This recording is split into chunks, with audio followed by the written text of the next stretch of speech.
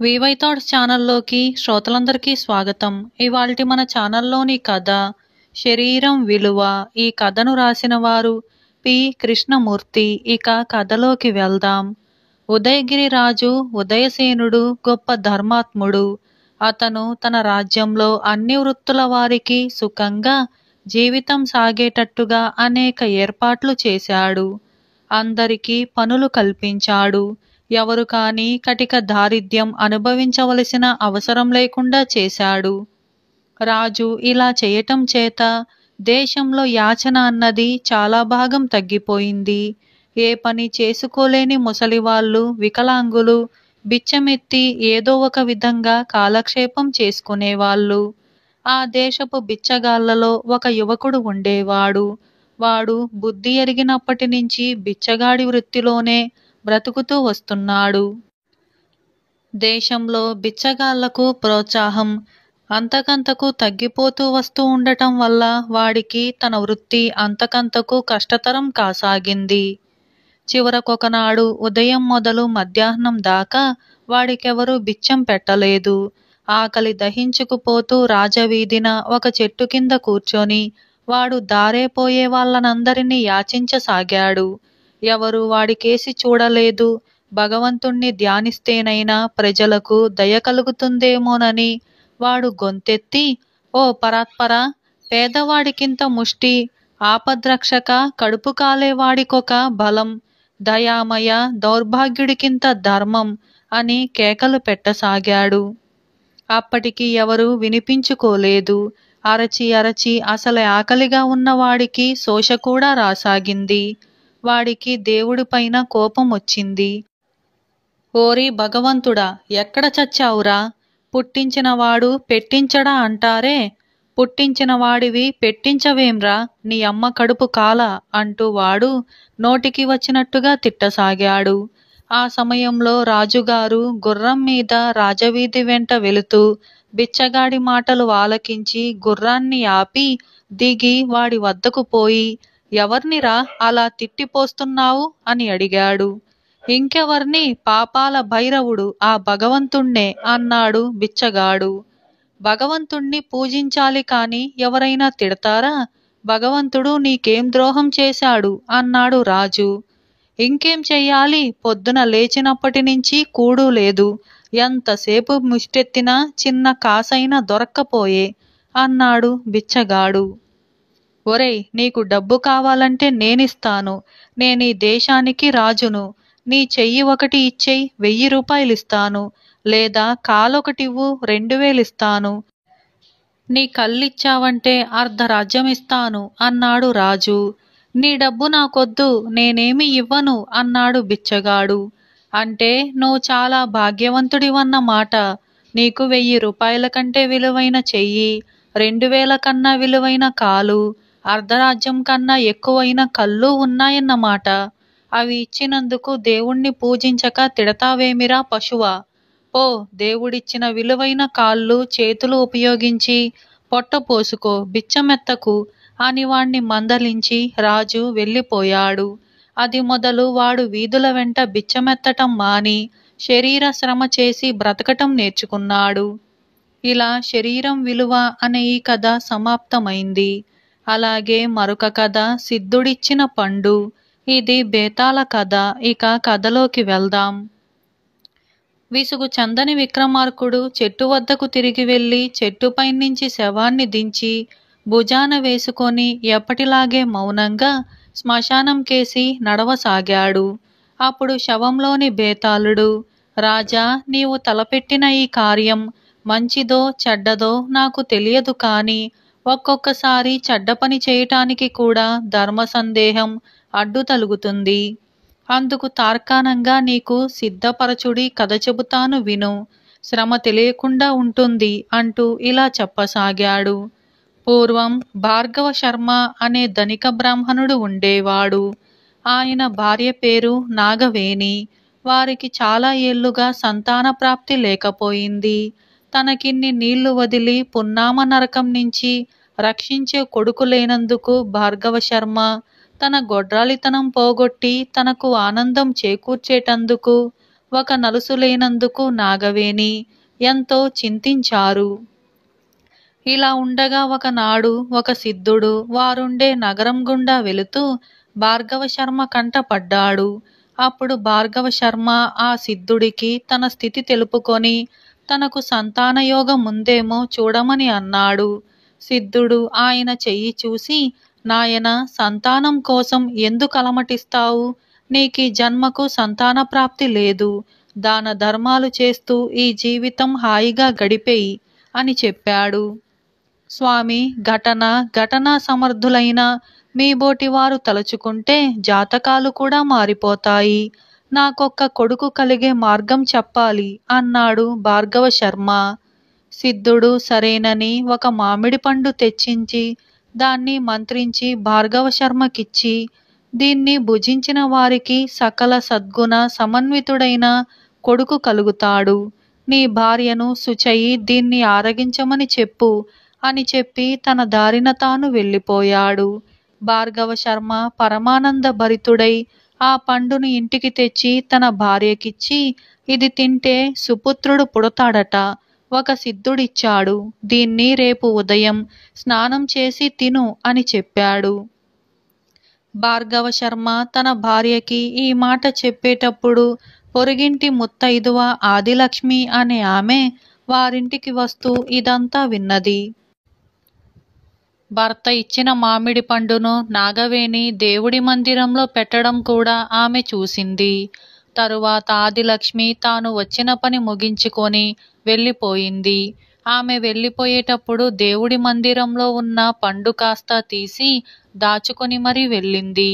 ఆదిలక్ష్మి పండును దొంగలించటానికి కారణమేమిటంటే ఆమెకు వరుసగా 7 ఆడపిల్లలు పుట్టారు. మగబిడ్డను ఎత్తుకోవాలన్న కోరిక ఆమెకు తీరనే లేదు. ఆ మామిడి పండు తింటే సుపుత్రుడు పుడతాడని భార్గవ శర్మ తన భార్యతో అనటం ఆమె వినటం చేత ఆ సుపుత్రుణ్ణి తానే కనాలన్న అభిలాష కొద్దీ ఆమె పండును దొంగలించింది. ఆమె ఇంటికి వెళుతూనే శుచిగా స్నానం చేసి ఆ రాత్రే రెండవ కంటివాడికి తెలియకుండా ఆ పండుని తినేసింది. నాగవేణి మర్నాటి ఉదయం స్నానం చేసి పండు తిందామని దేవుడి మందిరంలోకి వస్తే పండు లేదు. ఎంత వెతికినా అది కనిపించనే లేదు. పండు పోయిందన్న దిగులుకు భర్త ఏమైపోతాడోనన్న దిగులు ఆమెకు జతయింది. ఎంతో కష్టపడి తెచ్చిన ఆ పండు పోయిందంటే భార్గవ శర్మ గుండె లవిసిపోయి చచ్చిపోవచ్చు కూడా. అందుచేత నాగవేణి భర్తతో పండు తినేసినట్టుగా చెప్పింది. నాగవేణి కష్టాలు అంతటితో తీరకపోగా అప్పుడే ఆరంభమయ్యాయి. సిద్ధుడిచ్చిన మామిడి పండు తిన్నాక గర్భవతిగా ఉండాలి. గర్భవతి అయిన మనిషి కనాలి. కొద్ది కాలం పోనిచ్చి నాగవేణి తాను గర్భవతిగా ఉన్నట్టు లోకానికి ప్రకటించింది. ఆమె బంధువర్గమంతా ఎంతో సంతోషించారు. చాలా దూర ప్రాంతం నుంచి ఆమె చెల్లెలు భాగీరథి అనే ఆమె అక్కను చూడవచ్చింది. భాగీరథి 3 నెలల గర్భిణి అని నాగవేణికి తెలిసింది. ఆమె తన చెల్లెలతో తనకు ఏర్పడ్డ సమస్య ఏమిటో రహస్యంగా చెప్పి, నేనీ చిక్కు నుంచి బయటపడాలంటే నీకు పుట్టబోయే బిడ్డను నాకిచ్చేయాలి, అది కూడా ఎంతో గోప్యంగా జరగాలి అని అన్నది. నా భర్త ఒప్పుకుంటే నాకేమీ అభ్యంతరం లేదు అన్నది భాగీరథి. భాగీరథి తన గ్రామానికి బయలుదేరేటప్పుడు నాగవేణి కూడా ఆమె వెంట ప్రయాణమై తన భర్తతో, కనటం అంటే ఏమిటో తెలిసిన దాన్ని కాదు, నాకు చాలా భయంగా ఉంది. అనేక పురుళ్ళు పోసుకున్న నా చెల్లెలి వెంటనే ఉండి ప్రసవం కాగానే బిడ్డతో సహా తిరిగి వస్తాను అని అన్నది. అందుకు భార్గవ శర్మ కూడా సమ్మతించాడు. భాగీరథి 4 పిల్లల తల్లి. ఆమెకు ఆడపిల్లలు మగపిల్లలు కూడా ఉన్నారు. అయితే ఆమె భర్త దుర్వ్యసనాలు గల మనిషి. అందుచేత అతనికి ఖర్చు జాస్తి. తన భార్యకు పుట్టబోయే బిడ్డను తన వదినగారు కోరే పక్షంలో ఆమె తన ఒంటిమీది నగలన్నీ ఇవ్వవలసి ఉంటుందని అన్నాడు. విధిలేక నాగవేణి అందుకు ఒప్పుకుంది. భాగీరథి సకాలంలో ప్రసవించింది. నాగవేణికి అనుకూలంగా ఆమె మగబిడ్డనే కన్నది. పురుడు చాలా రహస్యంగా జరిగింది. నాగవేణి ఆ బిడ్డను తన చెల్లెల్ని కూడా తన వెంట తీసుకొని తమ ఊరికి ప్రయాణమైంది. ఆమె ఒంటిపైన గల నగలన్నీ భాగీరథి భర్త తీసుకున్నాడు. తన భార్య ఇంతకాలానికి సిద్ధుడి దయ వల్ల ఒక మగపిల్లవాణ్ణి కని ఇంటికి తిరిగి వచ్చినందుకు భార్గవ శర్మ సంతోషించాడు. ఆయన తన కొడుక్కు సిద్ధవరదుడు అని పేరు పెట్టుకున్నాడు. భార్య వంటి మీద ఒక్క నగ కూడా లేకపోవటం చూసి ఆయన అడిగితే నాగవేణి తాను నగలన్నీ తీసి ఒకచోట మూటగట్టి తలంటు పోసుకుంటూ ఉంటే దొంగలెత్తుకుపోయారని చెప్పింది. దాని విషయం ఆయన అంతగా పట్టించుకోలేదు. వరదుడు భాగీరథి పాలు తాగుతూ పెరగసాగాడు. మామిడి పండు తిన్న ఫలితంగా పొరుగింటి ఆదిలక్ష్మికి కూడా ఒక కొడుకు పుట్టాడు. వాడికి మాధవుడని పేరు పెట్టారు. వరదుడు మాధవుడు కలిసే పెరిగారు. కాని వాళ్ళ మనస్తత్వాలలో ఏమీ పోలిక లేదు. ఆ వ్యత్యాసం రాను రాను హెచ్చయింది. మాధవుడు తెలివితేటలు, వివేకము, వినయము, సద్వర్తన కలవాడు. వరదుడు మూర్ఖుడు, గడుగ్గాయి. వాడు దుష్టుడుగా తయారయ్యే లక్షణాలు క్రమంగా బయటపడ్డాయి. భార్గవ శర్మకు సిద్ధుడు చెప్పిన సద్గుణాలు పొరుగింటి మాధవుడిలో కనపడ్డాయి కాని తన కొడుకు వరదుడిలో కనిపించలేదు. వరదుడు ఇంటి దొంగతనాలతో ప్రారంభించి ఊళ్ళో దొంగతనాలకు ఎగబడ్డాడు. తండ్రి వాణ్ణి సరిచేయటానికి ప్రయత్నించిన కొద్దీ వాడి బుద్ధి మరింత వక్రించింది. చివరకు వాడు ఇల్లు విడిచి ఒక తక్కువ జాతి స్త్రీ ఇంట చేరాడు. కొంతకాలమయ్యాక వరదుడు జబ్బున పడ్డాడు. వాణ్ణి వాడి స్త్రీ వెళ్ళగొట్టింది. కొద్ది రోజుల పాటు వాడు అడవులు, లోయలు పట్టి తిరిగి అకాల మరణం పొంది తీరని కోరికలతో చనిపోయిన కారణంగా పిశాచమయ్యాడు. వాడు కొత్తగా పిశాచం కావటం చేత ఇతర పిశాచాలు వాణ్ణి తమ నాయకుడి దగ్గరకు తీసుకెళ్లారు. పిశాచాల నాయకుడు వాణ్ణి చూసి, "నువ్విలా పిశాచం కావటం అచ్చంగా నీ తప్పు కాదు. అందుకు అసలైన కారకులెవరో వారిని పట్టి పీడించు" అని అన్నాడు. బేతాళుడు ఈ కథ చెప్పి, "రాజా, పిశాచమైన వరదుడు ఎవరిని పట్టి పీడించాలి? ధనాశ చేత తన కన్న కొడుకును తన అక్కకిచ్చేసిన భాగీరథినా? తన కొడుకని చెప్పుకుంటూ వాణ్ణి పెంచి పెద్ద చేసిన నాగవేణినా? ఈ సందేహానికి సమాధానం తెలిసి కూడా చెప్పకపోయావో నీ తల బద్దలైపోతుంది" అని అన్నాడు. అందుకు విక్రమార్కుడు, "వరదుడు పిశాచం కావటానికి భాగీరథి కారకురాలు కాదు. ఆమె తన కొడుకును సిరి సంపదల గల చోట దత్తత ఇచ్చింది. అందులో తప్పేమీ లేదు. పసితనంలో పాలిచ్చి వాణ్ణి పెంచి తన మాతృధర్మం కూడా నెరవేర్చుకుంది. వరదుడు తన ఇంటి వాతావరణంలో పెరగక ధనికుల ఇంట పెరగటం వల్లనే అనేక కోరికలతో చచ్చి పిశాచమయ్యాడు. నాగవేణి పెంపకమే వాణ్ణి అలా చేసింది. కాని తప్పు నాగవేణిది కూడా కాదు. తన భర్త ఎంతో ఆశతో తెచ్చిన పండు పోయిందంటే తన భర్త ప్రాణాలెక్కడ ఎగిరిపోతాయోనన్న భయంతో ఆమె వరదుణ్ణి పెంచింది. వరదుడు పిశాచం కావటానికి మూల కారణం అది లక్ష్మి మామిడి పండును దొంగలించటం. పిశాచం ఆమెనే పట్టాలి" అని అన్నాడు. రాజుకు ఈ విధంగా మౌనభంగం కలగగానే బేతాళుడు శవంతో సహా మాయమై తిరిగి చెట్టెక్కాడు. ఇలా సిద్ధుడిచ్చిన పండు అనే ఈ కథ సమాప్తమైంది. చందమామ కథ. బియ్యం దొంగ. పాపన్న భార్య మీనాక్షి పుట్టింట మగపిల్లవాణ్ణి ప్రసవించింది.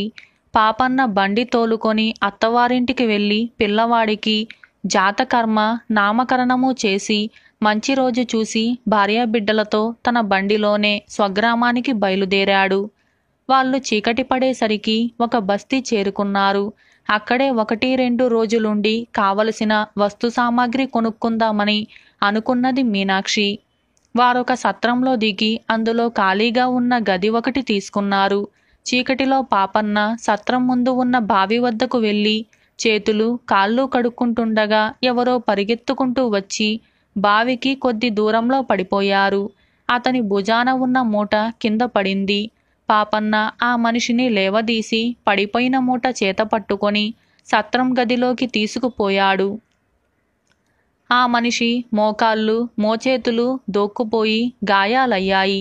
ఎవరు నీవు? ఈ గాయాలేమిటి? ఎందుకలా పరిగెత్తుకుంటూ వచ్చావు? నీకు వచ్చిన భయమేమిటి? అని పాపన్న ఆ మనిషిని అడిగాడు. అందుకా మనిషి, అయ్యా, నేనీ బియ్యం కొనుక్కొని వస్తుండగా రక్షక భటులు దొంగ దొంగ అని కేకలేస్తూ నా వెంట పడ్డారు. వారేం చేసి పోతారోనని సత్తువ కొద్దీ పరిగెత్తాను. 2 చోట్ల పడిపోవటం వల్ల మోకాళ్ళు మోచేతులు గాయపడ్డాయి.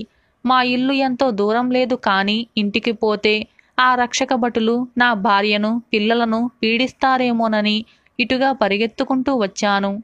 ఇక నడిచే శక్తి కూడా నాకు లేదు. ఉదయం నుంచి మా వాళ్లకు పచ్చి మంచినీళ్లు తప్ప మరొక ఆహారం లేదు. వాళ్ళు ఈ బియ్యం కోసం ఎదురు చూస్తుంటారు. ఏం చెయ్యను అని దీనంగా అన్నాడు. పాపన్న అతనితో, విచారించకు, కాసేపు ఇక్కడే విశ్రాంతి తీసుకో. నీ ఇల్లు గుర్తు చెప్పావంటే ఈ మూటను నేనే తీసుకుపోయి మీ ఇంట ఇచ్చి వస్తాను అని చెప్పాడు. ఆ మనిషి దన్నం పెట్టి, ఆ పని చేసి పెట్టండి బాబూ, మీకు పుణ్యం ఉంటుంది అని అన్నాడు. అతను తన ఇంటికి దారి గుర్తులు చెప్పాడు. పాపన్న మీనాక్షిని యువతలకి పిలిచి, ఆ మనిషి గాయాలకు కాస్త నూనె రాసి పసుపు అద్దు. అతని కోసం ఎవరన్నా వస్తే అతని సంగతి మాత్రం చెప్పకు. అతనెవరంటే మా మనిషే అని చెప్పు అని రహస్యంగా చెప్పాడు. తరువాత అతను మూట తీసుకొని ఆ మనిషి చెప్పిన ఇంటికి బయలుదేరాడు. అతను బయలుదేరిన కొద్దిసేపటికే రక్షక భటులు అటుగా వచ్చి వసారాలో నిలబడి ఉన్న మీనాక్షిని, ఇటుగా ఎవరైనా ఎర్రని మూట పట్టుకొని పరిగెత్తుకుంటూ వచ్చారా అని అడిగారు. ఎవరూ రాలేదు అన్నది మీనాక్షి. భటులు గదిలోకి తొంగి చూశారు. ఎర్రమూట ఎక్కడా కనిపించలేదు. కాని పైబట్ట ముసుగు తన్ని గదిలో ఒక పక్కగా పడుకొని ఉన్న మనిషి కనిపించాడు. ఆ మనిషి ఎవరు అని రక్షక భటులు మీనాక్షిని అడిగారు. మా మనిషే, ఒంట్లో బాగాలేదు అన్నది మీనాక్షి. వాళ్ళు వెళ్ళిపోయారు. కాని అదే సమయంలో మరి 2 రక్షక భటులకు పాపన్న దొరికాడు. వాళ్ళు మూటను గుర్తించి పాపన్నే దొంగ అనుకొని అతన్ని మూటతో సహా మూటను పోగొట్టుకున్న వాడి దగ్గరకు తీసుకొని వెళ్ళారు. ఆ మనిషి తన మూటను గుర్తించాడు కాని పాపన్నను గుర్తించలేదు. తన బియ్యం మూటను మసక చీకట్లో ఎవరు కాజేసింది ఆ మనిషి చూడనైనా లేదు. ఎందుకు చేశావు ఈ దొంగతనం అని పాపన్నను రక్షక భటులు అడిగారు. నేను ఏ దొంగతనము చేయలేదు అన్నాడు పాపన్న. చేసింది కాక అబద్ధాలు కూడా ఆడతావా అంటూ రక్షక భటులు పాపన్నను తన్ని సావడికి తీసుకుపోయారు. దారిలో జనం పోగయ్యారు. వారిలో ఒకడు, ఈ మనిషి చీకటి పడే వేళ సత్రంలో దిగిన మనిషి కదూ అని అన్నాడు. రక్షక భటులు పాపన్నను సత్రంలో బస చేశావా అని అడిగారు. లేదని పాపన్న తల అడ్డంగా ఆడించాడు. తనను దొంగ అని పట్టుకున్నారన్న విచారం అతన్ని బాధించలేదు. కాని పొద్దుటి నుంచి మాడుతున్న వాళ్లకు అసలు బియ్యం మూట అందించలేకపోయానే అన్న బాధ అతన్ని పట్టుకుంది. రక్షక భటులు సావడికి తీసుకుపోయే దారిలో సత్రం దగ్గరికి వచ్చి వసారాలో నిలబడిన మీనాక్షిని చూసి పాపన్నను చూపి, ఈ మనిషి తెలుసునా అని అడిగారు. దొంగ అని పట్టుకున్న వాళ్ళు మీరు చేసేదేదో చేసుకుపోగా కనిపించిన వారినెల్లా ఆరాలడుగుతారెందుకు అన్నాడు పాపన్న చిరాకుగా. పాపన్న రక్షక భటుల వశంలో ఉండటం చూసి గతుక్కుమన్న మీనాక్షి భర్త హృదయాన్ని కనిపెట్టి నిబ్బరంగా, ఆయనెవరో నాకు తెలియదు అని అన్నది. రక్షక భటులు పాపన్నతో ముందుకు సాగారు. ఇదంతా గమనిస్తున్న అసలు దొంగ లోపలి నుంచి బయటికి వచ్చాడు. మీనాక్షి అతనితో, మధ్య నువ్వెక్కడికి? అసలే ఒంట్లో బాగోలేని మనిషివి అని అన్నది. తల్లి, నీవు నీ భర్త మనుషులు కారు, దేవతలు. నేనే దొంగను. పెళ్ళాం పిల్లలు ఆకలికి మాడుతుంటే చూడలేక దొంగతనానికి పాల్పడ్డాను. కానీ నా బదులు నీ భర్త వంటి వాణ్ణి శిక్ష పడనిస్తానా? అంత నీచుణ్ణి కాను అంటూ ఆ మనిషి కూడా సావిడి దగ్గరకు బయలుదేరాడు. కొత్వాలు పాపన్నను చూసి, ఎవరు నీవు? నీ పేరేమిటి? ఊరేమిటి? ఎందుకు దొంగతనం చేశావు అని అడిగాడు. అయ్యా, నేను దొంగను కానని చెబితే మీ భటులు నమ్మలేరు. వారికి దొంగలించిన సరుకు దొరికింది, నేను దొరికాను. ఎవరినో ఒకరిని శిక్షించటం మీ కర్తవ్యమైతే నన్ను శిక్షించండి, మిగిలిన వివరాలన్నీ దేనికి అన్నాడు పాపన్న. ఇంతలో అసలు దొంగ వచ్చి, అయ్యా, ఆయనను విడవండి, దొంగతనం చేసిన వాణ్ణి నేను అని అన్నాడు. వీడెవడు అని కొత్వాలు రక్షక భటుల్ని అడిగాడు. తమకు తెలియదని వాళ్ళన్నారు. నువ్వు దొంగవైతే ఈ మనిషి ఎవరు అని కొత్వాలు అడిగాడు. ఏమో బాబు, నేను ఈ ఊళ్ళోనే పుట్టి పెరిగాను కాని ఈ మనిషిని ఎన్నడూ చూడలేదు. ఈ ఊరివాడు కాడు అన్నాడు దొంగ. కొత్వాలు చిరాకు పడి, మీరిద్దరూ నా ముందు నుంచి పోండి అని కసిరి రక్షక భటులతో, దొంగ వచ్చి తనంతట తాను నేనే దొంగను అని చెప్పుకోవలసి వస్తే ఇంక మీరెందుకు అని అన్నాడు. రక్షక భటులు ఏమీ బదులు చెప్పలేకపోయారు. ఇలా బియ్యం దొంగ అనే ఈ కథ సమాప్తమైంది. పరోపకారి పాపన్న కథల్లో ఈ కథ కూడా ఒకటి. ఇటువంటి మరిన్ని కథల కోసం ఇప్పుడే మన ఛానల్ని సబ్స్క్రైబ్ చేయండి. భూతమూర్ఖుడు. ఈ కథను రాసిన వారు ఆర్ అప్పారావు. ఇక కథలోకి వెళ్దాం. ఒక గ్రామంలో ఒక వడ్రంగి యువకుడు ఉండేవాడు. వాడి పేరు గణపతి. వాడికి కొద్దిగా చదువుంది, కానీ ఆస్తి దాదాపు ఏమీ లేదు. అయితే కష్టపడి వృత్తి చేసుకుంటూ తన పొట్ట, తన ముసలి తల్లి పొట్ట పోషించుకుంటూ కాలక్షేపం చేసేవాడు. ఇదిలా ఉండగా ఒకసారి వాడి దాయాది ఒకడు పిల్లలు లేకుండా చనిపోవటంతో గణపతికి ఆ దాయాది ఆస్తి కలిసి వచ్చింది. ఇక మీద తాను కష్టపడి రోజల్లా వడ్రంగించేసి ఒళ్ళు హూనం చేసుకోవలసిన అవసరం లేదని వాడికి తోచింది. అందుచేత వాడు తన తల్లితో, అమ్మ, ఇంతకాలము మనం సుఖంగా బ్రతకటమంటే ఏమిటో ఎరగం. ఇప్పుడు డబ్బున్నది కనుక మంచి ఇల్లు కొనుక్కొని, మంచి బట్టలు కట్టుకొని, మంచి భోజనం తింటూ సుఖంగా కాలం వెళ్ళబుచ్చుదాం అని అన్నాడు. గణపతికి వేపకాయంత వెర్రి ఉన్నదని తల్లికి తెలుసు. అందుకని ఆమె వాడితో, 4 డబ్బులు చేరాయని నిక్షేపం లాంటి వృత్తి ఎందుకు మానుకుంటావురా బాబు? డబ్బుంటే ఎప్పటికైనా అవసరానికి పనికి రాకపోతుందా? కావాలంటే ఇల్లు కొను, ఇంకా ఆస్తిపాస్తులు సంపాదించు, అంతేకాని చేస్తున్న పని మానుకోకు అని అన్నది. తల్లి మాట ప్రకారం గణపతి ఒక ఇల్లు కొన్నాడు. వృత్తి పూర్తిగా మానకుండా కొద్ది గంటలు మాత్రమే పనిచేసి మిగతా కాలాన్ని పుస్తకాలు చదవటానికి వినియోగించుకుందామని అనుకున్నాడు. తనకు చదువు వచ్చి కూడా ఏ జన్మాన ఒక్క పుస్తకం కూడా చదవకపోవటం తలుచుకుంటూ ఉంటే వాడికి బాధ కలిగింది. ఈ లోటు తీరగలందులకు గణపతి ఊళ్ళో ఉండే అయ్యవారి దగ్గరికి పోయి తాను చదువుకునేటందుకు పుస్తకం ఒకటి ఏదైనా ఇవ్వమని అడిగాడు. అయ్యవారు వాడికి విక్రమార్కుడి కథల పుస్తకం ఇచ్చాడు. దాన్ని పూర్తి చేసిన దాకా గణపతి మరే పని చెయ్యలేదు. ఒకసారి చదివేశాక రెండవసారి, మూడవసారి చదివాడు. చదివిన కొద్దీ ఆ కథలు అద్భుతంగా ఉన్నాయి. విక్రమార్కుడి కథలు చదివాక గణపతికి ఒక కుతూహలం పుట్టుకొచ్చింది. తాను కూడా విక్రమార్కుడిలాగే భూత భేతాలతో స్నేహం కడితే ఎంత బాగుంటుంది. మామూలుగా అందరూ భూతాల పేరు చెబితే భయపడతారు. అది పిరికితనం. స్నేహం చేస్తే భూతాల వల్ల ఎన్ని లాభాలైనా ఉన్నాయి. కనుక గణపతి ఎలాగైనా భూతాల పరిచయాన్ని సంపాదించాలని నిశ్చయించుకున్నాడు. అయితే అది ఎలా సాధ్యం? దయ్యాలున్నాయని అందరూ ఒప్పుకుంటారు. కానీ గణపతి తన జన్మలో ఎన్నడూ ఒక్క బక్క దయ్యాన్ని కూడా చూడలేదు. నువ్వేమైనా దయ్యాన్ని ఎప్పుడైనా చూశావా అని వాడు ఎరిగిన వాళ్ళనెందరినో అడిగి చూశాడు. ఎవరైనా తాము దయ్యాన్ని చూసినట్టుగా చెప్పలేదు. గణపతి ఉండే ఊళ్ళోనే ఒక టక్కరి వెధవ ఉండేవాడు. ఆస్తి కలిసి వచ్చినప్పటి నుంచి గణపతి డబ్బుల సంచి ఒకటి రెంటిన తీయకుండా పెట్టుకొని తిరుగుతూ ఉండటం వాడు గమనించి ఆ సంచి పైన కన్నేశాడు. గణపతికి దయ్యాల గురించి తెలుసుకోవాలన్న ఆసక్తి పట్టుకున్నట్టుగా తెలియగానే ఆ టక్కరికి ఒక యుక్తి తట్టింది.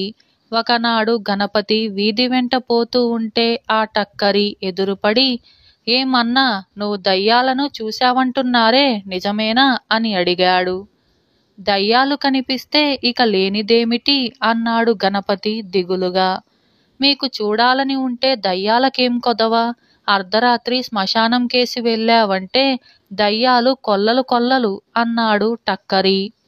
నాకా సంగతి తట్టలేదు సుమా అన్నాడు గణపతి ప్రాణం లేచి వచ్చినట్లయి. ఆ రాత్రి వాడు తల్లికి తెలియకుండా ఇల్లు విడిచి శ్మశానం చేరుకున్నాడు.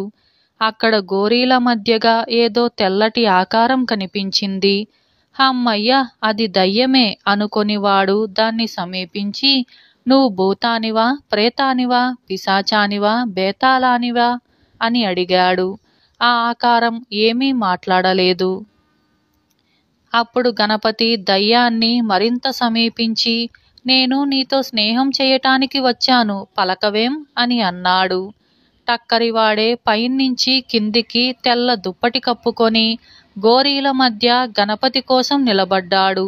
గణపతి తనని సమీపించగానే వాడు తన మీద ఉన్న దుప్పటి గణపతి మీద కప్పి గణపతి మొలలో ఉన్న డబ్బు సంచిని గుంజుకొని గణపతిని ఒక్క తోపు తోసి చల్లగా జారుకున్నాడు. గణపతి తన డబ్బుల సంచి పోయినందుకు ఏమాత్రమూ విచారించక దయ్యాన్ని చూసిన ఆనందంలో ఇంటికి తిరిగి వచ్చి మర్నాడు ఉదయం తల్లితో, రాత్రి నాకు దయ్యం కనిపించిందమ్మా, ఇదిగో దాని బట్ట, దాన్ని ఏమార్చి తెచ్చేశాను. అయితే ఆ గొడవలో నా డబ్బుల సంచి పారేసుకున్నాను, పోతే పోయిందిలే అంటూ జరిగిన సంగతంతా చెప్పాడు. వాస్తవంగా జరిగిందేమిటో గణపతి తల్లి గ్రహించింది. వాడు చూసినది దయ్యం కాదని చెబితే వాడికి మనసు నొచ్చుకుంటుందని, పిచ్చివాడా, దయ్యం కనిపించి మంచిగా మాట్లాడితే దాని బట్టలెత్తుకొస్తావారా, తడీపెడ నాలుగిచ్చుకోవాలు కాని అని అన్నది. అది నిజమే అనుకున్నాడు గణపతి. దయ్యం తనతో స్నేహంగా ఉండనప్పుడు బలంతోనైనా లొంగదీసుకోవాలి. అందుకని వాడు మర్నాడు రాత్రి కూడా శ్మశానానికి వెళ్ళాడు. ఆ రాత్రి మబ్బులు పట్టి మరీ చీకటిగా ఉంది. ఆ కటిక చీకటిలో వాడికొక దయ్యం నిటారుగా నిలబడి ఉన్నట్టుగా కనపడింది. గణపతి దాన్ని సమీపించి పలకరించాడు. కాని దయ్యం పలకలేదు. తల్లి చెప్పినట్టు వాడు 2 పిడికిళ్ళు బిగబట్టి దయ్యాన్ని చావబాదాడు.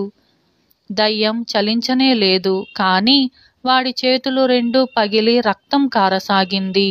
వాడు దయ్యం అనుకున్నది ఒక సమాధి రాయి.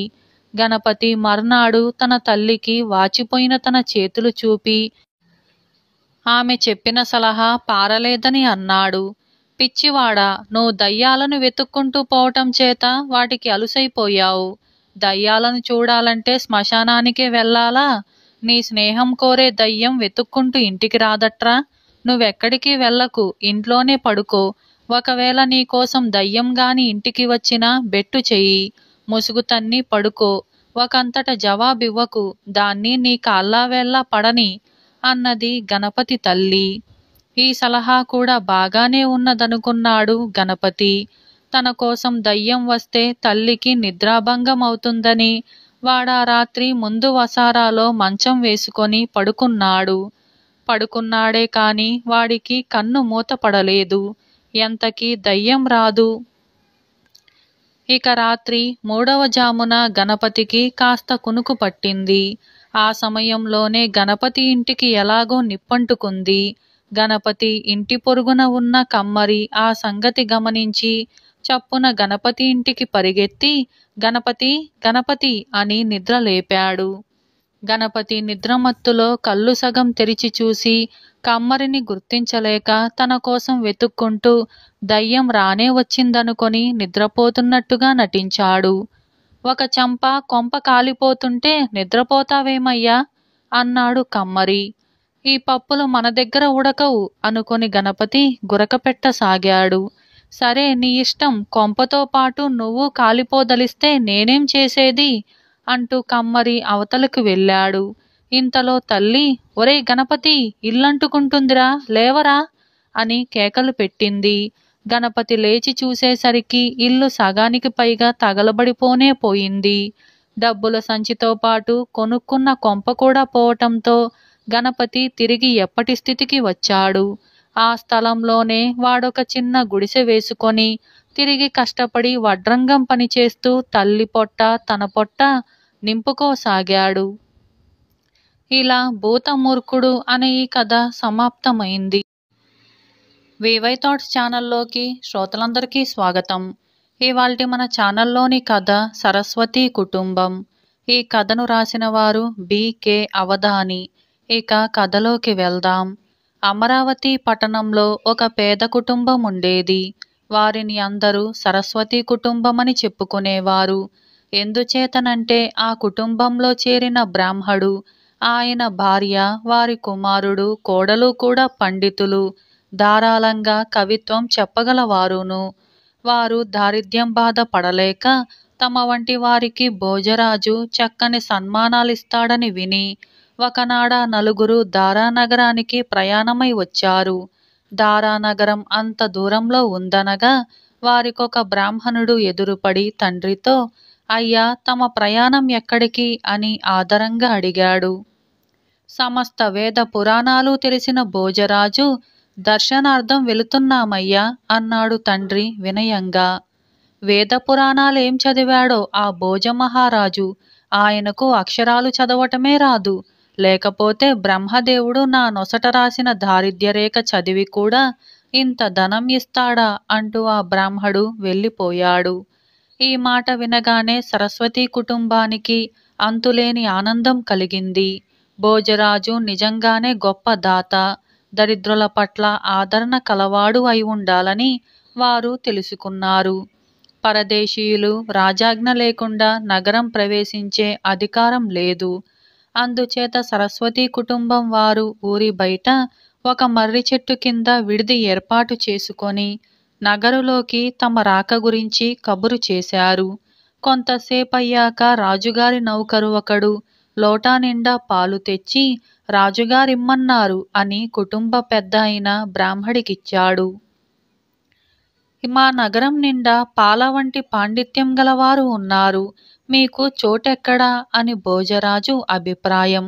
బ్రాహ్మడిది ఇది గ్రహించి, ఆ పాలలో ఇంత చక్కెర కలిపి ఇది తీసుకుపోయి రాజుగారికివ్వు అని అన్నాడు.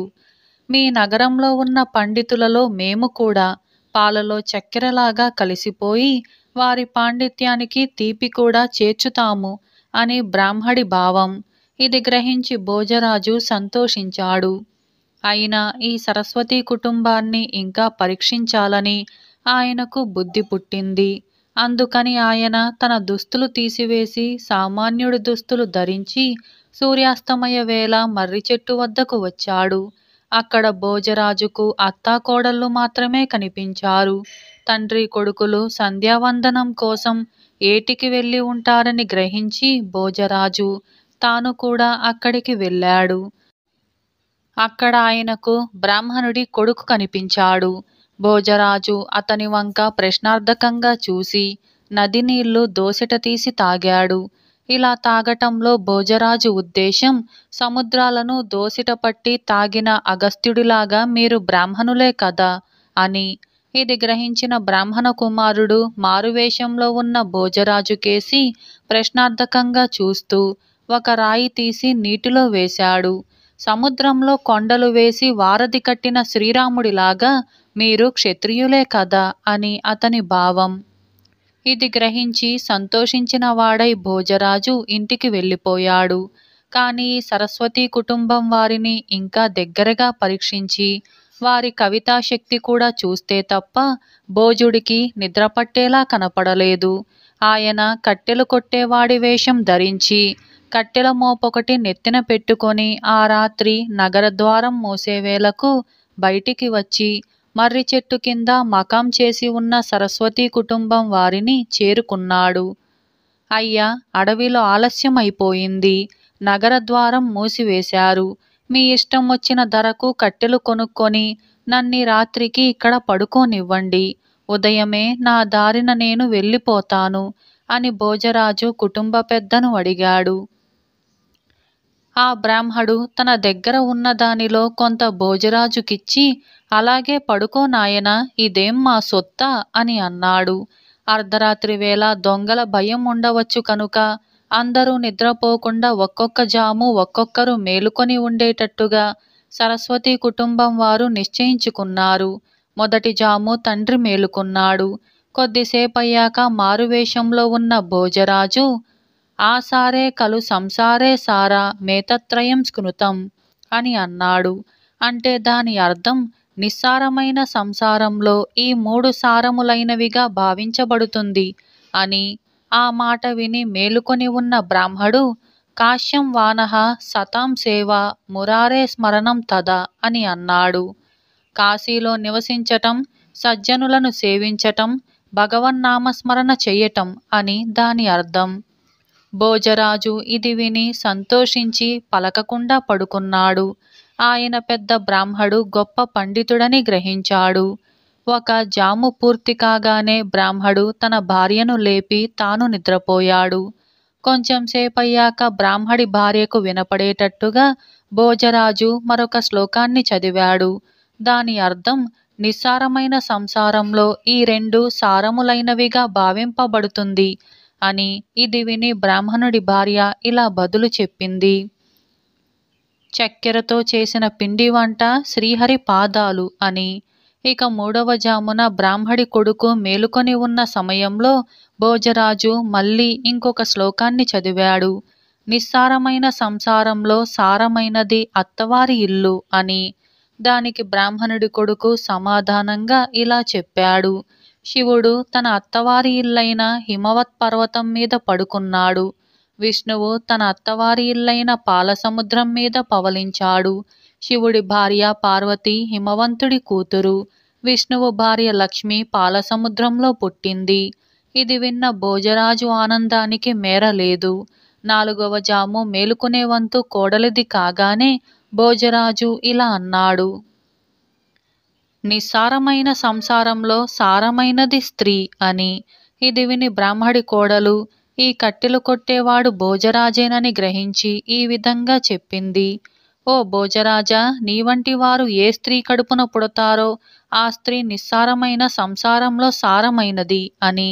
ఈ మాటలు చెవిన పడగానే భోజరాజు చివాలున లేచి ఆ చీకటిలోనే తన ఇంటికి వెళ్ళిపోయాడు. ఉదయం కాగానే సరస్వతి కుటుంబానికి భోజరాజు ఆస్థానం నుంచి ఆహ్వానం వచ్చింది. ఆ ఆహ్వానానికి సరస్వతి కుటుంబంలోని ప్రతి ఒక్కరూ ఎంతగానో సంతోషించారు. భోజరాజు మారువేషంలో వచ్చి తమకు పెట్టిన పరీక్షల్లో తాము నెగ్గామని వాళ్ళు గ్రహించారు. అందరూ వెనువెంటనే అక్కడి నుంచి బయలుదేరి భోజరాజు ఆస్థానానికి చేరారు. భోజరాజు సరస్వతి కుటుంబాన్ని ఎంతో ఆదరణతో స్వీకరించాడు. కుటుంబంలోని ప్రతి ఒక్కరూ సమాన పండితీ ప్రతిభ కలవారేనని మెచ్చుకున్నాడు.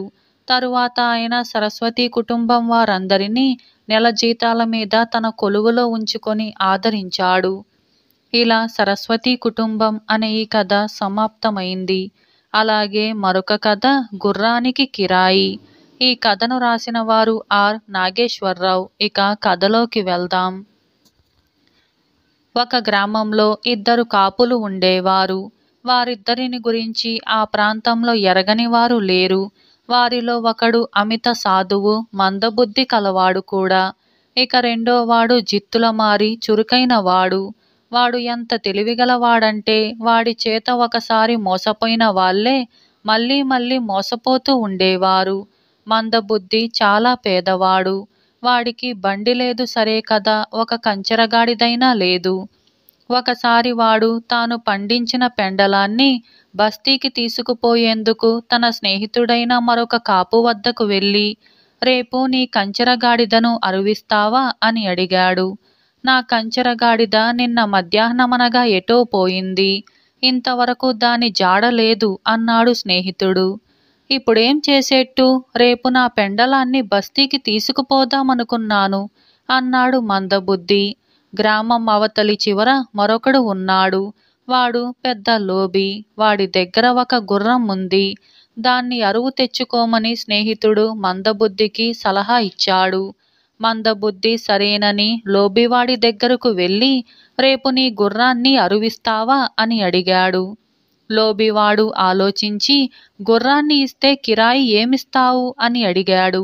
నా దగ్గర చిల్లి గవ్వలేదు, ఒక్కరోజు పని కనుక ఊరికనే ఇస్తావేమో అని అనుకున్నాను అన్నాడు మందబుద్ధి.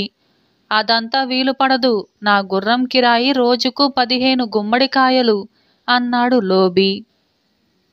నా దగ్గర ప్రస్తుతం 5 గుమ్మడికాయలే ఉన్నాయి, మిగిలిన 10 కొన్నాళ్ళైతే కాని ఇచ్చుకోలేను అన్నాడు మందమతి. ఇప్పుడున్న 5 ఇచ్చేసేయ్, మిగిలిన 10 ఇచ్చినాక గుర్రాన్ని తీసుకుపో అన్నాడు లోబి. మందమతి సరేనని ఇంటికి పోయి తన వద్ద ఉన్న 5 గుమ్మడికాయలు లోబికి తెచ్చి ఇచ్చాడు. మర్నాడు తెల్లవారుతూనే స్నేహితుడు తన కంచరగాడిదను మందమతి దగ్గరకు తెచ్చి, ఇదిగో నా కంచరగాడిద అర్ధరాత్రి వేళ తిరిగి వచ్చింది. నీ సరుకు దీని మీద వేసి బస్తీకి చేర్చుకో అని అన్నాడు. నేనా? లోబివాడి దగ్గర గుర్రాన్ని మాట్లాడుకున్నానుగా అన్నాడు మందమతి. నా గాడిద దొరికింది కదా, ఇంకా వాడి గుర్రంతో ఏం పని అన్నాడు స్నేహితుడు. వాడికి 5 గుమ్మడికాయలు బయానా కూడా ఇచ్చుకున్నాను. ఇప్పుడు నాకు గుర్రం వద్దంటే ఆ గుమ్మడికాయలు తిరిగి ఇవ్వడు అన్నాడు మందమతి. అర్రే, చిక్కే వచ్చిందే, ఏమిటి ఉపాయం అన్నాడు స్నేహితుడు. సరిగ్గా ఆ సమయంలోనే జిత్తులమారి అక్కడికి వచ్చాడు. సంగతంతా తెలుసుకొని, గుర్రం అక్కర్లేదని చెప్పి నీ గుమ్మడికాయలు నువ్వు తెచ్చుకో, ఆ లోబి వెధవకు భయపడతావేంటి అని అన్నాడు. నాకు వాడంటే భయమే అన్నాడు మందమతి. అయితే నా వెంటరా, గుమ్మడికాయలెందుకివ్వడో చూస్తాం అంటూ జిత్తులమారివాడు మందబుద్ధిని అక్కడ్నించి బయలుదేరదీశాడు. ఏం జరుగుతుందో చూద్దామని స్నేహితుడు కూడా వారి వెనకే వెళ్ళాడు. వాళ్లను చూసి లోబివాడు, ఏం వచ్చారు అని అడిగాడు. గుర్రం కోసమే. ఏది నీ గుర్రం అన్నాడు జిత్తులమారి. అదిగో ఆ కనిపించేదే. అయితే మటుకు మిగిలిన 10 గుమ్మడికాయలు ఇవ్వందే గుర్రాన్నివ్వను అన్నాడు లోబి. అంత తొందరపడతావేం? గుర్రం చాలుతుందో లేదో ముందు చూడని అన్నాడు జిత్తులమారి. చాలటమేంటి? గుర్రమన్న తరువాత గుర్రమే. గుర్రానికి చాలటము చాలకపోవటము ఉంటుందా ఏంటి అన్నాడు లోబి. అంతేనా నీకు తెలిసింది? ఇప్పుడు కొలిచి చూస్తాం కదా అంటూ జిత్తులమారివాడు గుర్రం వీపును తన జానతో కొలవటం ప్రారంభించి మందమతితో, ఎంత లేదన్నా నీకు 2 జానల చోటు కావాలి. నిన్ను మధ్య కూర్చోబెడతామనుకుందాం. నాకు జానా బెత్త చాలు. నీ వెనక కూర్చుంటాననుకుందాం. నా భార్య నా వెనక కూర్చోవచ్చు. దానికి 2 జానలు కావాలి. నీ భార్యకు కనీసం 2 జానలపైన ఒక బెత్తెడు చోటు కావాలి. ఆవిడ్ని ముందు కూర్చోబెడతాం. పోతే పిల్లలకు చోటు చూడాలి. నీ కూతురు చిన్నదే కనుక గుర్రం మెడమీద కూర్చోవచ్చు. చిన్నవాడు దాని ఒళ్ళో కూర్చుంటాడు అంటూ చెప్పుకుపోసాగాడు. లోబివాడికి ఈ మాటలు వింటుంటే దడ పుట్టుకొచ్చింది. ఆగండి, మీకేమైనా మతులు పోయాయా ఏం? గుర్రం అంతమందిని మోస్తుందా ఎక్కడైనా అని అన్నాడతను. ఆ సంగతి గుర్రం చూసుకుంటుంది, అది దాని సమస్య. మా సమస్య అందరము ఈ గుర్రం మీద తీర్థానికి వెళ్ళటమా అని అన్నాడు జిత్తులమారి. అయితే మీరంతా నా గుర్రం మీద ఎక్కి తీర్థానికి పోతారు అన్నాడు లోబి. కొంచెం ఇరుకవుతుందన్న మాటే కాని గుర్రం మీద చోటుంది అన్నాడు జిత్తులమారి. ఇంకా నయం, నేనసలు మీకు గుర్రాన్ని కిరాయికివ్వను అన్నాడు లోబి. మాట అనుకున్నాక వెనక్కి పోకూడదు, అది పెద్ద మనిషి లక్షణం కాదు. అన్నట్టు మీ అమ్మ మాటే మరిచాం. ఆవిడ్ని ఎక్కడ కూర్చోబెట్టేటట్టు? కోళ్లకు మేకలకు చోటేది అన్నాడు జిత్తులమారి నిస్పృహని అభినయిస్తూ. లోబికి వెర్రెత్తిపోయింది. వాడు గట్టిగా అరుస్తూ, నా గుర్రాన్ని చంపుతారా ఏం? నేను మీకు గుర్రాన్ని ఇవ్వను అని అన్నాడు. అనుకున్న బేరం వెనక్కు లాగావంటే నిన్ను న్యాయస్థానానికి ఈడుస్తాను. ఏమనుకున్నావో అన్నాడు జిత్తులమారి. మీ 5 గుమ్మడికాయలు మీరు పట్టుకుపోండి, నాకీ బేరం వద్దనే వద్దు అన్నాడు లోబి.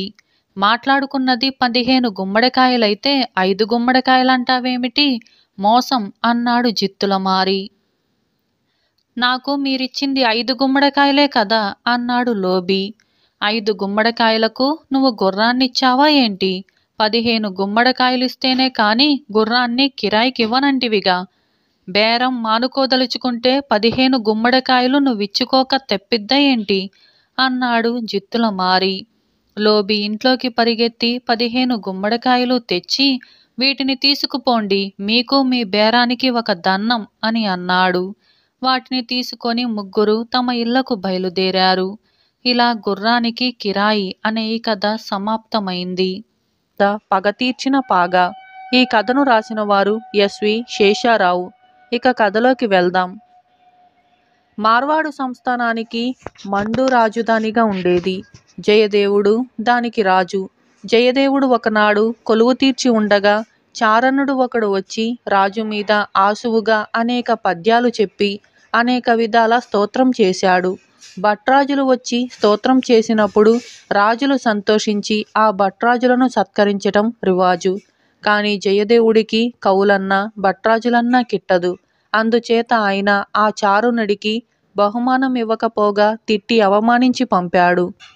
ఆ చారణుడు రాజును తిట్టుకుంటూ అక్కడి నుంచి తిన్నగా హారవంశస్థుల రాజధాని అయిన బుయోడా పట్టణానికి పోయి ఆ పట్టణాన్ని ఏలే రాజు అలుహరుడు వేటకు వెళ్ళినట్టుగా తెలుసుకొని కోట గుమ్మం వద్ద కాచుకొని కూర్చున్నాడు. కొంతసేపటికి రాజు సపరివారంగా వేట నుంచి తిరిగి వచ్చాడు. ఆయన కోట ప్రవేశిస్తూ ఉండగా చారణుడు ఆయన్ను సమీపించి, రాజమార్తాండ, రాజాదిరాజా, జయీ భవ, దిగ్విజయీ భవ అని ఆశీర్వదించాడు. రాజు సంతోషించి చారణుణ్ణి ఏం కావాలో కోరుకోమని అన్నాడు. చారణుడు తనను ధనమో బంగారమో అలా మడులో మాన్యాలో అడుగుతాడనుకున్నాడు రాజు. కానీ చారణుడు మాత్రం, ప్రభు, నాకు తమ తలపాగా దయచేయించండి అని అన్నాడు. అదేంటి, నా తలపాగా నీకెందుకు? అది నీకు కూడు పెడుతుందా గుడ్డ పెడుతుందా? మనులో మాణిక్యాలో కోరక గుడ్డముక్క కోరుతావేమిటి పిచ్చివాడా అని అన్నాడు రాజు ఎంతగానో ఆశ్చర్యపోయి. ప్రభు, తమ తలపాగా పెట్టుకొని తిరగాలని కోరికగా ఉంది. దీనితో దేశ దేశాల తమ కీర్తి వ్యాపింపచేస్తాను అన్నాడు చారణుడు. రాజు ఆడి తప్పనివాడు. వెంటనే తన తలపాగా తీసి చారణుడికి ఇచ్చేశాడు. తురాయి బొరీబుటేదారు పనిగల ఆ తలపాగా ధరించి చారణుడు మహారాజుకు మళ్ళీ టీవీగా వెళ్ళిపోయాడు. అతను వెళ్ళిపోతుంటే చూసిన వాళ్ళు అతన్ని ఒక పిచ్చివాడి కింద జమకట్టి పొట్టలు చక్కలయ్యేలా నవ్వుకున్నారు. కొంతకాలం గడిచింది. చారణుణ్ణి అతని తలపాగాను అందరూ మరిచిపోయారు. అంతలో ఒకనాడు ఆ చారణుడు అలుహరుడి వద్దకు వచ్చి నలిగిపోయి ఉన్న తలపాగాను రాజు ఎదుట పెట్టి వెక్కి వెక్కి ఏడవసాగాడు. ఏమయ్యా, ఎందుకలా దుఃఖిస్తున్నావు అని రాజు చారణుణ్ణి ఆత్రంగా అడిగాడు. ఏమని వినిపించను ప్రభు, నా మూలంగా దేవరవారిని తీరని అవమానం జరిగిపోయింది అని అన్నాడు చారణుడు. ఏం జరిగిందేమిటి అని రాజు మరింత ఆత్రంగా అడిగాడు. నేను తమ పాగా ధరించి దేశదేశాలు తిరిగి రాజులను సందర్శించి కవనం చెప్పాను. ఆ రాజులకు నమస్కరించే ముందు కుడి చేతితో తలపాగా తీసి వంగి ఎడమ చేతితో సలాం చేసేవాణ్ణి. ఎందుకిలా చేస్తున్నావని వారు అడిగినప్పుడు, అది అలుహర సార్వభౌముల వారి తలపాగా, ఇతరులకు వంగి నమస్కరించదు అని వాళ్లకు చెబుతూ ఉండేవాణ్ణి అన్నాడు చారణుడు. ఈ మాట విని రాజు సభికులు ఎంతో సంతోషించి చారణుణ్ణి మెచ్చుకున్నారు. చారణుడు మళ్ళీ ఇలా చెప్పుకుపోయాడు. అయితే తమ గౌరవాన్ని చివరి వరకు కాపాడలేకపోయాను ప్రభు. మార్వాడు రాజైన జయదేవుని ఆస్థానంలో ప్రభువుల పాగాకు ఘోరమైన అవమానం జరిగింది. యథాప్రకారం నేను నమస్కరించేసరికి ఆయన కూడా నా ప్రవర్తన గురించి ఇతర రాజులు అడిగినట్టే అడిగాడు. నేను ఇతర రాజులకు చెప్పినట్టే ఆయనకు సమాధానం చెప్పాను. కానీ ఇతర రాజుల్లాగా ఆయన తమ ఘనతను ఆమోదించక గద్దెపై నుంచి లేచి వచ్చి నా చేతనున్న తలపాగాను తన కాలితో తన్ని నన్ను కొట్టించి పంపించేశాడు. ఇలా ఈ మాటలు విని రాజు సభికులు ఉగ్రులైపోయారు. ఆ పొగరబోతైన జయదేవుడికి బుద్ధి వచ్చేటట్టుగా చెయ్యాలి అని సభికులు కేకలు పెట్టారు. ఒక వృద్ధ మంత్రి, ఒక గుడ్డపేలిక గురించి పరరాజుతో కయ్యం ఎందుకు అన్నాడు. కానీ ఆయన మాటలు ఎవరు వినిపించుకుంటారు? అలుహరుడు స్వయంగా నాయకత్వం వహించి తన సేనలను నడిపించి మండూను ముట్టడించాడు. జయదేవుడికి అలుహరుడికి మధ్య గొప్ప యుద్ధం జరిగింది. ఆ యుద్ధంలో జయదేవుడు మరణించగా మండూ కోట అలుహరుడి వశమైంది. జయదేవుడి వల్ల అవమానం పొందిన చారణుడి పగ చల్లారింది. ఇలా పగ తీర్చిన పాగ అని ఈ కథ సమాప్తమైంది. తిట్లు, శాపనార్థాలు. ఈ కథను రాసిన వారు పి. సుశీలాదేవి. ఇక కథలోకి వెళ్దాం. ఒక గ్రామంలో ఒక వడ్డీ వ్యాపారి ఉండేవాడు. వాడు పరమ పాపిష్టివాడు. అందుచేత వాడికి దేవతలు కనిపించకపోయినా పిశాచాలు తప్పక కనిపిస్తూ ఉండేవి. పిశాచాలను చూస్తే మంచివాళ్ళు దడుచుకుంటారు, కానీ పాపిష్టి వాళ్లకు పిశాచాల భయం ఉండదు. ఈ వడ్డీ వ్యాపారి ఆ గ్రామంలో ఉన్న ఒక పేదరాలికి అప్పు ఇచ్చాడు. ఆ పేదరాలు 6 పిల్లల తల్లి. అకస్మాత్తుగా భర్త చనిపోయాడు. పిల్లలకు ఇంత గంజి కూడా కాచిపోయలేని స్థితిలో ఆవిడ 2 ఏళ్ల క్రితం వడ్డీ వ్యాపారి దగ్గర 30 రూపాయలు అప్పు చేసి తన ఇల్లు తాకట్టు పెట్టింది. ఇక మరుసటి ఏడు ఆమె పాత బాకీ చెల్లువేయలేకపోగా మరొక 15 రూపాయలు అప్పు చేసింది. వడ్డీ వ్యాపారి ఆ బాకీలకు వడ్డీ కట్టి, వడ్డీలకు మళ్ళీ వడ్డీలు కట్టి అంతా కలిసి 100 రూపాయలకు లెక్క తేల్చాడు. పేదరాలు ఉండే ఇల్లు 100 రూపాయల కన్నా ఎక్కువ ఖరీదే ఉంటుంది. అయినా ఆ ఇల్లు ఖాళీ చేయించి స్వాధీనం చేసుకుందామని వడ్డీ వ్యాపారికి దుర్బుద్ధి పుట్టి ఒకనాటి ఉదయం వీధిలోకి అడుగు పెట్టాడు. సరిగ్గా ఆ సమయానికే ఒక పిశాచం తన ఇంటి ముందుగా పోతూ వడ్డీ వ్యాపారికి కనపడింది. "ఏమిటి గిరాకీ, ఇవాళ మా ఊళ్ళో ఎవరికైనా మూడిందా ఏం?" అన్నాడు వడ్డీ వ్యాపారి పిశాచంతో. అందుకు పిశాచం నవ్వి, "హ హ హ, మీ ఊరు వచ్చి చాలా కాలమైంది. ఏమన్నా ఆహారం దొరుకుతుందేమోనని బయలుదేరి వచ్చాను. నువ్వు ఎంత దాకా?" అని అడిగింది. పేదరాలి ఇల్లు స్వాధీనం చేసుకోబోతున్నానని వడ్డీ వ్యాపారి తాను పెట్టిన అప్పు గురించి, దానిమీద పెరిగిన వడ్డీ గురించి పిశాచానికి చెప్పాడు. "అబ్బా, 2 ఏళ్లు తిరగకుండానే అసలు కన్నా వడ్డీ ఎక్కువైందే. మీ మనుషులు మమ్మల్ని ఆరిపోసుకుంటారు, కానీ మీలో మమ్మల్ని మించిన వాళ్ళున్నారు" అన్నది పిశాచం. వడ్డీ వ్యాపారి ఈ మాటలు విని ఆగ్రహించకపోగా చాలా గర్వించాడు. ధనం పిండటంలో తానెంత సమర్థుడైనది ఆయనకు తెలుసు. వారు మాట్లాడుకుంటూ కొంత దూరం వెళ్ళేసరికి ఒక పూరి గుడిసెలో నుంచి ఎవరో స్త్రీ తన కొడుకు మీద కోప్పడటం వినిపించింది. "నిన్ను పిశాచం మింగ, తలుపు జాగ్రత్తగా ముయ్యమని ఎన్నిసార్లు చెప్పినా నీకు జ్ఞాపకముండదేం? మాయదారి పిల్లి కాస్త వెన్నంతా మింగిపోయింది" అని అంటున్నది. "అదిగో నీకు ఆహారం, ఆవిడ తన కొడుకును నీకు మింగబెడుతుందట" అన్నాడు వడ్డీ వ్యాపారి పిశాచంతో. అందుకు పిశాచం నవ్వి, "హ, అది మాట వరుస కన్న మాటే, కానీ ఆవిడ మనస్ఫూర్తిగా తన కొడుకును నాకిస్తాననటం లేదు. ఇంత అనుభవం ఉన్నవాణ్ణి నాకా పాటి తెలియదా" అని అన్నది. అలా మరికొంత దూరం వెళ్ళాక ఒకచోట భార్యాభర్తలు ఒకరినొకరు తిట్టుకుంటున్నారు. ఒకరినొకరు "నిన్ను పిశాచం మింగ" అని తిట్టుకోవటం విని వడ్డీ వ్యాపారి పిశాచం కేసి తిరిగి, "ఇది ఇంకా మంచి అవకాశం, ఒక్క దెబ్బతో ఇద్దరినీ మింగొచ్చు" అన్నాడు నవ్వుతూ. అందుకు పిశాచం తల అడ్డంగా తిప్పి, "అవి తిట్లే కాని నిజమైన శాపనార్థాలు కావు. మన దారిన మనం పోదాం పద" అని అన్నది. వారు మరికొంత దూరం నడిచి పేదరాలి ఇల్లు చేరుకున్నారు. వడ్డీ వ్యాపారి ఇంటి తలుపు తట్టాడు. పేదరాలు వచ్చి తలుపు తీసి వడ్డీ వ్యాపారిని చూసి, "ఏం నాయనా" అని పలకరించింది. "మరేం లేదు పిన్ని, నీ బాకీ అసలు ఫాయిదాలు చేరి గొలుసు వడ్డీ లెక్కన 100 రూపాయలయింది. ఈ ఇల్లేమో నాకు తాకట్టు పెడితివి. ఈ 2 ఏళ్లలోనూ ఒక్క దమ్మిడి చెల్లు వేయకపోతివి. నువ్వు మాత్రం ఎక్కడ్నించి తెస్తావులే. ఇంటి ధరకు బాకీకి సరిపోతుంది.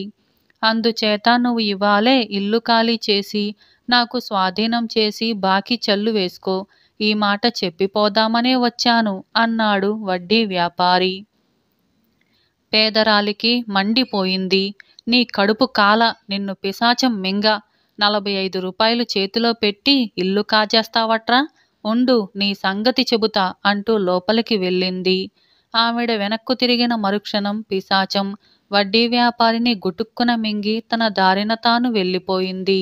పేదరాలు వడ్డీ వ్యాపారికి దేహశుద్ధి చేయటానికని చీపురు కట్ట తీసుకువచ్చేసరికి బయట ఎవరూ లేరు. వీధంతా నిర్మానుష్యంగా ఉంది. ఇంతలోనే ఏమైపోయాడబ్బా అనుకుంటూ పేదరాలు తలుపు వేసుకుంది. ఇలా తిట్లు, శాపనార్థాలు అనే ఈ కథ సమాప్తమైంది. అలాగే మరొక కథ ఇంగితం లేని ఎలుగుబంటి. ఈ కథను రాసిన వారు టి. శంభుదాసు. ఇక కథలోకి వెళ్దాం. కుందేలు ఎలుగుబంటిని నక్కగారి దొడ్లో ఉచ్చుకు వేలాడదీసి పారిపోయిన చాలా కాలానికి వారిద్దరూ తలవని తలంపుగా ఒక దారిన పోతూ కలుసుకున్నారు. ఎలుగుబంటి కుందేలు కేసి తీక్షణంగా చూసింది. కుందేలు మాత్రం ఇదేమీ గమనించనట్టుగా అమాయకంగా, ఎలుగుబంటి మామా, ఎన్నాళ్లకు కనిపించావు? అత్తయ్య, మరదలు పిల్ల కులాసాగా ఉన్నారా అని అడిగింది. అత్తయ్యంటే ఎలుగుబంటి భార్య, మరదలు పిల్ల అంటే ఎలుగుబంటి కూతురు. లోపల మండిపోతున్నప్పటికీ ఎలుగుబంటి పైకి సౌమ్యంగానే అంతా బాగానే ఉన్నాం అని అన్నది. ఆ తరువాత ఇద్దరూ సఖ్యంగా ఉన్నట్టుగా పక్కపక్కనే నడవసాగారు. ఎప్పుడు అమాంతం మీద పడి గొంతు పిసికేస్తుందోనని కుందేలు ఎలుగుబంటిని ఒక కంట కనిపెడుతూనే ఉంది. ఇద్దరూ కొంత దూరం నడిచాక కుందేలు, అన్నట్టు మామా, నీకొక చిన్న సహాయం చేద్దామనుకున్నాను. నువ్వు కనిపించనే పోతివి అని అన్నది. ఏమిటా సహాయం అన్నది ఎలుగుబంటి అనుమానంగా. మరేం లేదు, మా తోపులో గుల్ల చెట్టు మీద పోతంత తేనెతుట్టె ఉంది. దాన్ని తెచ్చుకుంటివా? మీ కుటుంబానికి 1 రోజులు నిరాక్షేపణగా జరిగిపోతుంది అన్నది కుందేలు. గుల్ల చెట్టు మీదనా అన్నది ఎలుగుబంటి ఆశ్చర్యంగా. అవును, అది పైనుంచి కిందిదాకా గుల్లే. బోదెలో ఒక తొర్ర ఉంది. దానిలో నుంచి దూరి పైకి పోతివా? నేను పొడుగాటి గడతో తేనెతుట్టెను నీకేసి తోస్తాను. నువ్వు అమాంతం దాన్ని పట్టుకొని దిగిరావచ్చు అన్నది కుందేలు. అయితే ఆలస్యమెందుకు, పద మరి అన్నది ఎలుగుబంటి. ఇద్దరూ కలిసి కుందేలు తోపును సమీపించారు. అదిగో తేనెవాసన అన్నది ఎలుగుబంటి. అదిగో గుల్ల చెట్టు అన్నది కుందేలు ఎగురుతూ. అదిగో తేనెపట్టు అన్నది ఎలుగుబంటి ఉత్సాహంగా. అదిగో బోదెలో తొర్ర అన్నది కుందేలు. ఇలా కొంచెం సేపటికల్లా కుందేలు ఎలుగుబంటి చెట్టును సమీపించాయి. చూడు మామా, ఆ తొర్రలో నుంచి లోపలికి దూరి పైకి వెళ్ళు. ఈలోపుగా నేను గడతో తేనెతుట్టెను నీకేసి తోస్తాను అన్నది కుందేలు. అందుకు సరేనని ఎలుగుబంటి చెట్టు తొర్రలో తలదూర్చింది. ఈలోపుగానే కుందేలు గడతో తేనెతుట్టెను పొడిచి తేనెటీగలను రేపింది. అవి చెట్టు తొర్రగుండా దిగివచ్చి ఎలుగుబంటి తలను చుట్టుకుంటసాగాయి. అయ్యో అయ్యో మామా, తేనె అంతా కిందకి కారిపోతుంది, తాగేయ్ మామా, తాగేయ్ అని కుందేలు అరవసాగింది. ఎలుగుబంటికి తేనె ఎక్కడా కనపడలేదు. కాని తేనెటీగలు చెడు కుట్టటం చేత తల అంతా వాచి చెట్టు తొర్రలో నుంచి బయటికి రాకుండా ఇరుక్కుపోయింది. తల లావెక్కిన మామకు తెలియదు తేనె మజా అని పాట పాడుతూ కుందేలు చెట్టు చుట్టూ నృత్యం చేయసాగింది. ఇలా ఇంగితం లేని ఎలుగుబంటి అనే ఈ కథ సమాప్తమైంది. అలాగే మరొక కథ, ఇష్టం లేని న్యాయం. ఈ కథను రాసిన వారు జె.వి. కుమార్. ఇక కథలోకి వెళ్దాం. పూర్వం ఒక గ్రామంలో రామయ్య అనే కాపు ఉండేవాడు. ఆయన భార్య గంగమ్మ గయ్యాలిది. తమకు భగవంతుడు ఇంత ఇచ్చాడు కదా అని మిడిసిపడేది. ఒకనాడు రామయ్య, గంగమ్మ పొరుగురిలో బంధువుల ఇంట అక్కరైతే వెళ్ళి కాలినడకన తిరిగి వస్తున్నారు. మసక చీకటి పడుతుంది. గ్రామం కూడా అంత దూరంలో ఉంది. వారి దారిలో మామిడి చెట్టొకటి ఎదురైంది. చెట్టు నిండా మామిడి పళ్ళు, కొన్ని పండినవి, కొన్ని ఇంకా పండనివి కనిపించాయి. ఇదిగో ఓయ్, కాస్త మామిడి చెట్టెక్కి మంచి పళ్ళుగా చూసి కోసిపెట్టవు. ఈ ఏడు మామిడి పంటల్లా ఎలా ఉంటుందో రుచి చూడలేదు అన్నది గయ్యాలి గంగమ్మ. పొద్దుపోయింది, కావాలంటే రేపు బుట్టెడు తెప్పిస్తాలే అన్నాడు రామయ్య. లేదు, నాకిప్పుడే కావాలి. చెట్టెక్కి 2 పళ్ళు కోస్తే కోయి, దానికి రేపు బుట్టెడు తెస్తావట అని సాధించింది గంగమ్మ. ఇక గత్యంతరం లేక రామయ్య చెట్టెక్కటానికి వెళ్ళాడు. ఆయన చెట్టు కిందికి వెళ్ళాడో లేదో చెట్టు కొమ్మ మీది నుంచి ఎవరో ఆయనపై పడ్డారు. రామయ్య కింద పడిపోయాడు. కాలు పట్టుకుపోయింది. అయ్యో అయ్యో, నీకెంత పొగరురా, కావాలని నా మొగుడు మీద విరుచుకు పడతావట్రా అని కింద పడిన కొత్త మనిషిని ఆరిపోయసాగింది గంగమ్మ. ఆ మనిషి లేచి రామయ్యను లేవదీస్తూ, అమ్మా తల్లి, నేను కాలుజారి పడ్డాను, కావాలని పడలేదు. దేవుడు సాక్షి అంటూ ప్రాధేయపడ్డాడు. కాని గయ్యాలి గంగమ్మ వినిపించుకోలేదు. గుడ్లెర్రజేసి చేతులు ఊపుతూ, నిన్ను ఊళ్ళో చెప్పి ఏం చేయిస్తానో చూడు, నీ అబద్ధాలు గంగమ్మ దగ్గరనా అంటూ తిట్టసాగింది. రామయ్య గంగమ్మ ఊరు చేరుకున్నాక గంగమ్మ ఊరి న్యాయాధికారి దగ్గరకు వెళ్ళి ఫిర్యాదు చేసింది. ఎందుకు ఊరుకోవే అని మొగుడు అన్నా వినిపించుకోలేదు. ఇదిగో ఓయ్, నువ్వెప్పుడు ఇంతే, ఊళ్ళో వాళ్ళంతా నీ మీద పడినా చూస్తూ ఊరుకుంటావు అన్నది గంగమ్మ. న్యాయాధికారి గంగమ్మ రామయ్యను, రామయ్య మీద పడిన బసవయ్య అనేవాణ్ణి పిలిపించాడు. అందరూ చెప్పినది విన్న మీదట న్యాయాధికారి కూడా బసవయ్య బుద్ధిపూర్వకంగా తప్పు చేయలేదని నమ్మాడు. ఈసరికి బసవయ్యను క్షమించిపోనివ్వమని గంగమ్మకు హితువు చెప్పాడు. ఇదేనా మీరు చెప్పే న్యాయం? ఈ దుర్మార్గుడు మామిడి చెట్టులో దాక్కొని మా ఆయన చెట్టు కిందికి రావటం చూసి మీద దూకేశాడా? మీ వల్ల కాకపోతే చెప్పండి, నేనింకో చోటికి వెళ్ళి న్యాయం రాబట్టుకుంటాను అన్నది గంగమ్మ. సరే, అయితే నీకు కావలసిన న్యాయం నేనే చెప్తాను. ఆ మామిడి చెట్టు నువ్వే ఎక్కు, బసవయ్య దాని కిందికి రాగానే సూటిగా అతని మీద దూకు అన్నాడు న్యాయాధికారి. నేను చెట్టెక్కనా? ఆ మనిషి మీద పడబోయి కింద పడితే?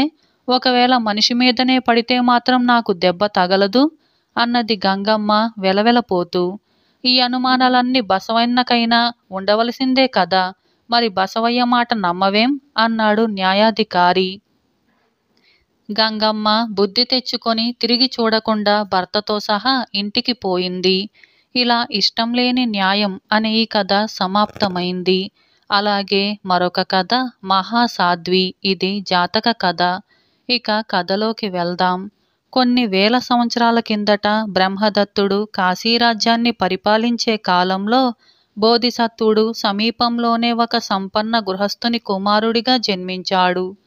బోధిసత్వుడు చిన్నతనంలోనే సమస్త విద్యలు నేర్చాడు. యుక్త వయసు రాగానే అతని తల్లిదండ్రులు కాశీనగరంలోనే ఒక సంబంధం చూశారు.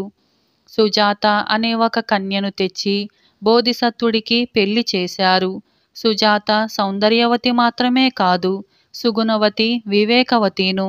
అటు భర్తకు అత్తమామలకు కూడా పరిచర్యలు చేస్తూ తలలో నాలుకలాగా మసులుకునేది. బోధిసత్వుడు కూడా ఆమె పైన ఎంతో అనురాగం చూపేవాడు. ఇలా ఆ ఇద్దరిది ఒక్క మాట ఒక్క మనసు అయి చూడముచ్చటగా ఉండేవారు. ఇలా కొంతకాలం గడిచిన తరువాత ఒకనాడు సుజాత తన భర్తతో, నాకు మా అమ్మను నాన్నను చూసి రావాలని ఉంది. వాళ్ళు వృద్ధులైపోయారు. మీరు తోడు వస్తే ఇద్దరం కలిసి వెళ్ళి చూసి వద్దాం అంటూ తన కోరికను వెల్లడించింది. ఇందుకు బోధిసత్వుడు చాలా సంతోషపడ్డాడు. అలాగే, తప్పకుండా వెళదాం. నాకు అత్తమామల్ని చూడాలని చాలా కాలంగా కోర్కె ఉంది.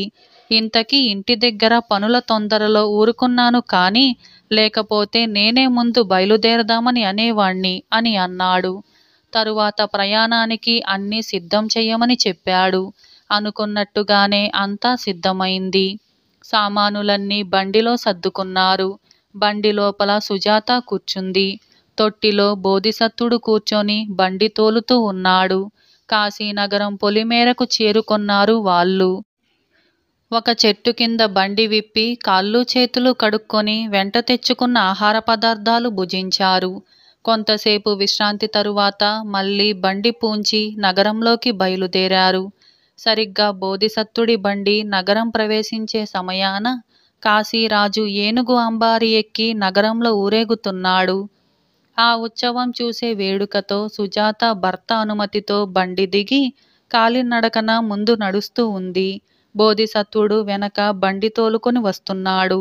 అంబారి పైన ఉన్న కాశీరాజు ఆకస్మికంగా అతిరూప సౌందర్యవతి అయిన సుజాతను చూశాడు. ఆమెను పెళ్లాడదామని రాజుకు బుద్ధి పుట్టింది. ఆమెను గురించి బోగట్టా చెయ్యగా ఆమె ఫలానా వారి అమ్మాయి అని, ఆ బండిలో కూర్చున్న అతనే ఆమె భర్త అని తెలియవచ్చింది. అప్పుడు రాజుకు ఒక దురాలోచన కలిగింది. ఎలా అయినా ఆ పురుషుడి పీడ వదుల్చుకొని సుజాతను తన రాణిగా చేసుకుందామని నిశ్చయించుకున్నాడు.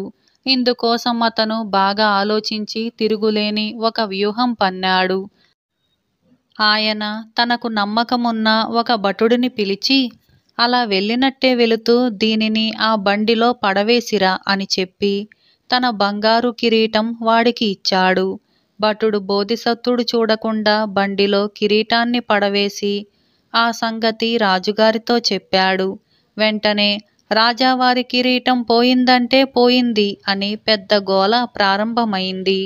నగరమంతా అల్లకల్లోలంగా ఉంది. ఎక్కడ వాళ్ళను అక్కడే నిలిపివేసి సోదా చెయ్యమని రాజాజ్ఞ అయింది. ఒకడు వెళ్ళి బోధిసత్వుణ్ణి బండి ఆపు అని అటకాయించాడు. బండి లోపల ఉన్న రాజకిరీటం తీసి వీడే దొంగ అంటూ ఆ భటుడు బోధిసత్వుణ్ణి రాజు ఎదుటకు తీసుకొచ్చి నిలబెట్టాడు.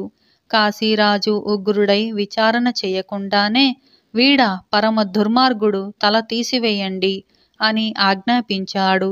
తన వ్యూహం సాగినందుకు ఆ దుష్టభూపతి ఎంతగానో సంతోషించాడు. రాజాజ్ఞననుసరించి భటులు బోధిసత్వుణ్ణి కొరడాలతో కొట్టి వీధులన్నీ తిప్పి అవమానించారు. తల నరికేందుకు నగరం వెలుపల ఉన్న బలిపీఠం వద్దకు తీసుకొని వెళ్ళారు. బండి వదిలేసి సుజాత గోల పెట్టుకుంటూ బోధిసత్వుడి వెంబడి పోసాగింది. అయ్యో, మీకు ఈ కీడు అంతా నా వల్లనే కదా కలిగింది అంటూ తీరని దుఃఖంలో మునిగిపోయింది. తల కొట్టివేయటానికని తలారులు బోధిసత్వుణ్ణి బోరగిల పడుకోబెట్టారు. అప్పుడు సుజాత ఆవేదనతో, అమాయకులను రక్షించగల దేవుడే లేడా?